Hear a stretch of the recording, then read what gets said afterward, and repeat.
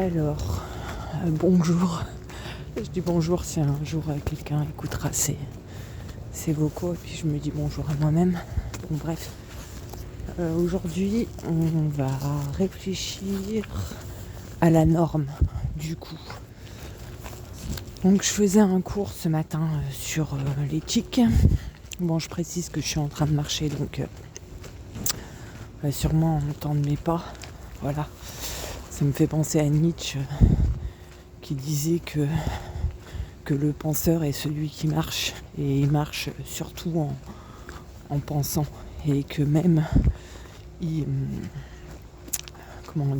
insultait entre parenthèses les gens qui restaient assis pour penser quoi. Bon bref, du coup, bon, après bon, pour moi on peut très bien penser assis, on peut très bien penser en marchant et on peut très bien ne pas penser assis quoi. Si l'activité de pensée finalement se fait toujours. Mais la réflexion peut se faire autant assis qu'en marchant, que debout. Bon, bref, on va essayer de revenir dans le sujet. Dans le sujet de la norme. Je fais un cours ce matin sur l'éthique. Du coup, je réfléchissais donc aux normes. Ça m'a fait penser à la norme, qu'est-ce qu'il a défini. Je me dis, une norme, finalement, une norme est un système. Elle est définie par soit une personne, un état, un groupe. C'est quelqu'un du coup qui l'a définie. La norme a vocation à réguler, contraindre, dominer. Voilà, mais après la norme, je réfléchissais. Si on réfléchit vraiment à ce que c'est une norme au temps humain, si on prend des références au niveau de Hobbes, par exemple, qui définit la nature humaine comme étant un peu sauvage et que l'homme est un loup pour l'homme. Donc ça, ce serait une norme quelque part. Il a institué que l'homme a des penchants sauvages chez lui qui fait que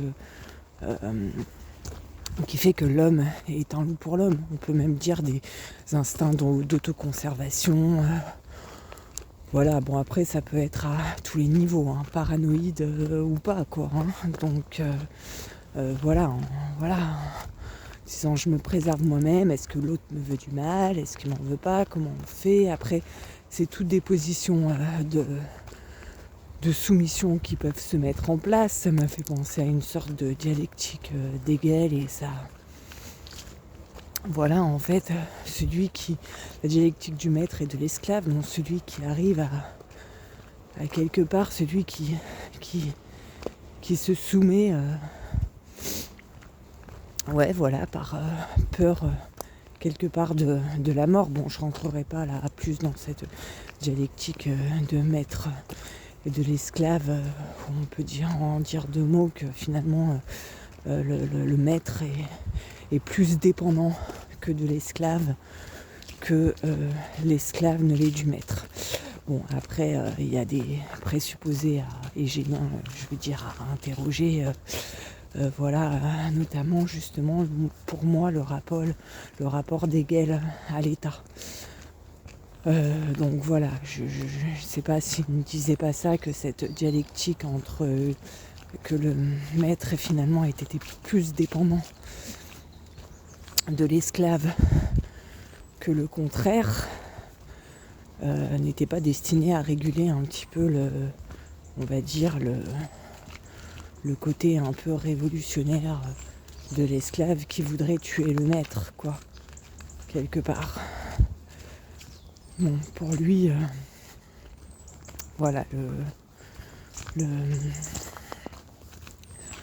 l'esclave n'aurait moins de relation dépendance au maître. Mais bon, j'en suis pas sûre. Bon, après, c'est pas le sujet de ce truc. On pourrait vraiment rentrer plus profondément dans ce concept pour l'expliquer, mais je vais pas le faire aujourd'hui. Bon, bref, du coup, je continue sur cette notion de norme. Donc voilà, qu'est-ce qui définit la norme ? Parce que si, par exemple, on part de la définition de Freud avec l'homme et ses instincts pulsionnels et tout. Ça, ce serait une autre norme qui est définie, c'est-à-dire que l'homme a des pulsions. Donc la norme, quelque part, la norme serait que l'homme ait des pulsions. Genre, il n'aurait pas de pulsions, finalement, ce ne serait pas considéré même comme normal.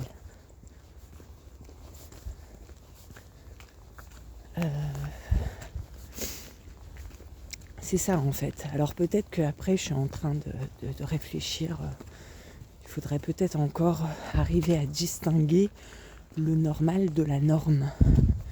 Mais pour moi, à mon sens, le normal découle de la norme. Oui, le normal découle de la norme. Il y a Canguilhem qui a fait un livre, le normal et le pathologique. Voilà, en fait, c'est arriver à... Est-ce que c'est une histoire de régulation ? Finalement, est-ce que la norme peut être considérée comme une sorte de régulation de cette normalité ?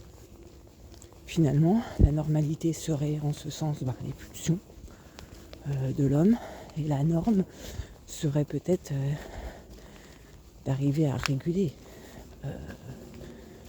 Sinon, on ne finirait pas tous fin fou à s'entretuer les uns et les autres. Vous voyez, je ne sais pas. Donc du coup, ça me fait vraiment réfléchir à cette question de normes. Parce que moi, je me sens tellement en dehors des normes. Mais peut-être qu'au fond, je me dis, je suis peut-être justement ultra normée. Et peut-être que c'est là où il y a quelque part pathos, quoi. Pathologique, affection. Parce qu'en fait, je suis une ultra normée, quoi.